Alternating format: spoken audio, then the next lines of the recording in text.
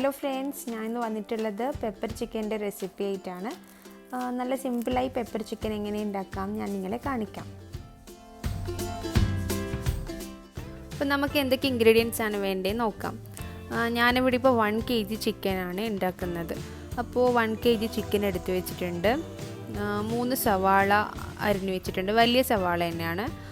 2 table spoon മല്ലി, 2 teaspoon ചെറിയ ജീരകം, 2 ടേബിൾ സ്പൂൺ പെപ്പർ, പിന്നെ ഒരു 5-6 വറ്റൽമുളക്, ജിഞ്ചർ ഗാർലിക് പേസ്റ്റ് ഒരു 2 ടേബിൾ സ്പൂൺ.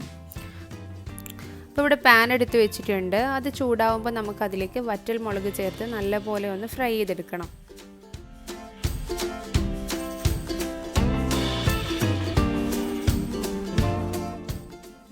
നമ്മൾ മുളക് അങ്ങ് മാറ്റിയതിന് ശേഷം സെയിം പാനിൽ തന്നെ മല്ലി ഇട്ട് കൊടുത്ത് നല്ലപോലെ ഒന്ന് വറുത്തെടുക്കാം.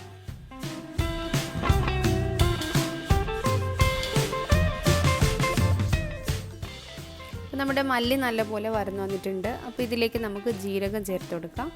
അതിൻ്റെ കൂടെ തന്നെ പെപ്പറും കൂടി ചേർത്ത് കൊടുക്കാം.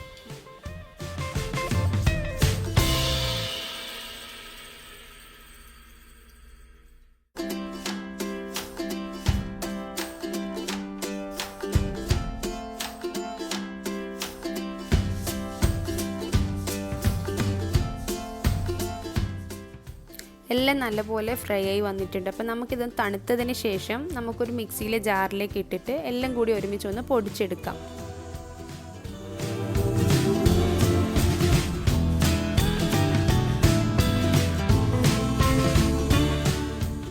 അപ്പോൾ നമ്മൾ പൊടിച്ചെടുത്തിട്ടുണ്ട്. അപ്പം നമുക്കിനി ഒരു പാത്രം എടുത്ത് വെക്കാം. ഈ പെപ്പർ ചിക്കൻ ഉണ്ടാക്കുന്ന ഏത് പാത്രമാണോ ആ പാത്രം എടുത്ത് വെച്ചിട്ട് അതിലേക്ക് ആവശ്യത്തിനുള്ള വെജിറ്റബിൾ ഓയിലും കൂടി ചേർത്ത് കൊടുക്കാം. നമ്മൾ കട്ട് ചെയ്ത് വെച്ച സവാള ഇതിലേക്ക് ചേർത്തിട്ട് നല്ല പോലെ ഒന്ന് വഴറ്റിയെടുക്കണം. നല്ല ബ്രൗൺ കളർ ആവണം. ജസ്റ്റ് ഒന്ന് വഴണ്ട് വന്നാൽ പോരാ, നല്ല പോലെ തന്നെ ബ്രൗൺ കളറായി വരണം.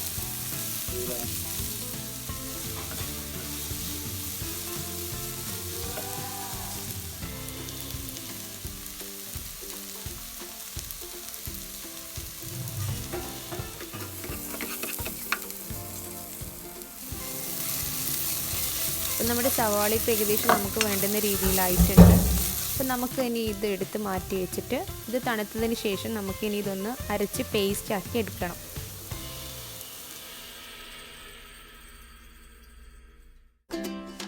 അപ്പം നമ്മുടെ സവാള ഞാൻ ഇവിടെ പേസ്റ്റ് ആക്കി എടുത്തിട്ടുണ്ട്. ഒട്ടും വെള്ളമൊന്നും ചേർക്കരുത്, പെട്ടെന്ന് തന്നെ അരഞ്ഞു കിട്ടും.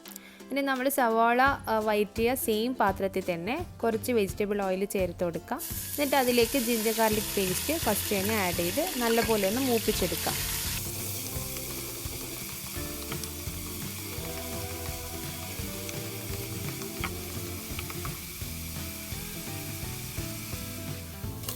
നമ്മുടെ ജിഞ്ചർ ഗാർലിക് പേസ്റ്റ് നല്ലപോലെ മൂത്ത് വന്നിട്ടുണ്ട്. ഈ സമയത്ത് നമുക്ക് ചിക്കനൊക്കെ ഇതിലേക്ക് ആഡ് ചെയ്ത് കൊടുക്കാം.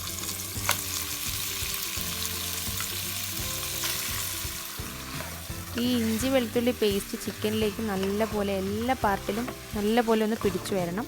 അതിനു വേണ്ടി മിക്സ് ആവുന്നത് വരെ നല്ലപോലെ ഒന്ന് ഇളക്കി കൊടുക്കാം. അപ്പോൾ ചിക്കൻ്റെ എല്ലാ ഭാഗത്തേക്കും നന്നായിട്ട് ഇത് പിടിച്ചിട്ടുണ്ട്.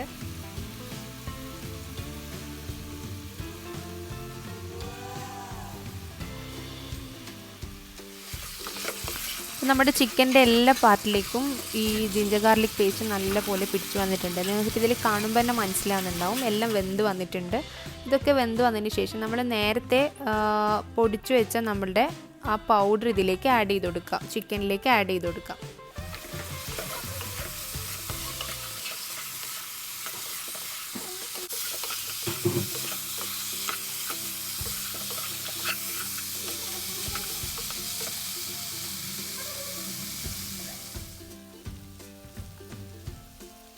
അപ്പോൾ നമ്മുടെ പൗഡറെല്ലാം ചിക്കനിലേക്ക് നന്നായി പിടിച്ച് വന്നിട്ടുണ്ട്.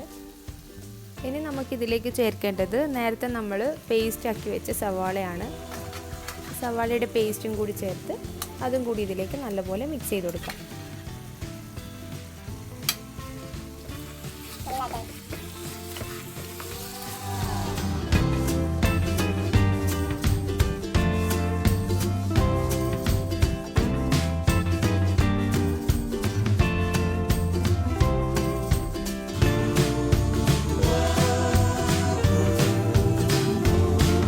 ശേഷം നമുക്കിതിലേക്ക് കറിവേപ്പില ചേർത്ത് കൊടുക്കാം.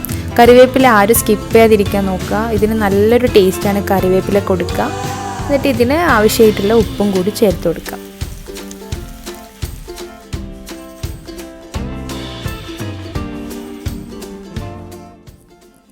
അപ്പോൾ നമ്മുടെ ഇപ്പോൾ എല്ലാ ഇൻഗ്രീഡിയൻസും ഇതിൽ ചേർത്തെല്ലാം കഴിഞ്ഞു. അപ്പോൾ ഈ ചിക്കൻ ഒന്ന് വെന്ത് കിട്ടാൻ വേണ്ടി, ഇപ്പോൾ തന്നെ ചിക്കൻ ആണല്ലോ പെട്ടെന്ന് തന്നെ വെന്ത് കിട്ടും. ഇപ്പോൾ തന്നെ ഒരു ഹാഫിൽ കൂടുതൽ വെന്തിട്ടുണ്ട്. എന്നാലും എല്ലാം കൂടി ഒന്ന് ഒരുമിച്ച് വെന്ത് കിട്ടാൻ വേണ്ടി ഒരു ഗ്ലാസിൻ്റെ 1/3 പാർട്ട് വെള്ളം ഒഴിച്ചു കൊടുക്കാം. എന്നിട്ട് ഒന്നുകൂടി അതിലൊന്ന് മിക്സ് ചെയ്ത് കൊടുത്തിട്ട് അടച്ചു വെച്ച് ഒരു 10 മിനിറ്റ് വേവിച്ചെടുക്കാം.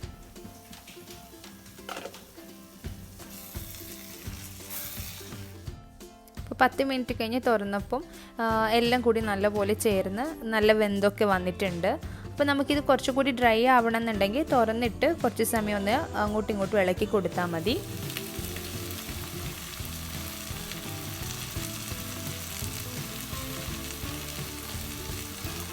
അവസാനം നമുക്കിതിലേക്ക് ആവശ്യത്തിനുള്ള മല്ലിയിലയും കൂടി ചേർത്ത് കൊടുക്കാം.